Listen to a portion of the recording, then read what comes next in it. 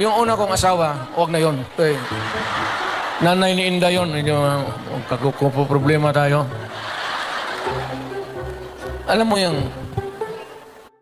yung nanay ba ni Inday? Tisayan. Tapos nakita ko yan sa aeroplano, stewardess eh. So, pag ano ko, hinanap ko kung saan yung bahay. Doon sa Monteverde, doon sa Davao. Pasok ako sa mga bahay-bahay doon, nakita ko ang gaga. Nagala ba? Sabi ko, wala maganda ito ah.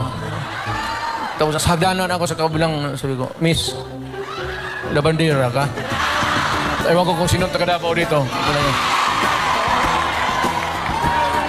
Yung hagdanan nila, nung nahalata ng nanay, si Puring, mother-in-law ko, inilipat yung aso doon sa hagdanan.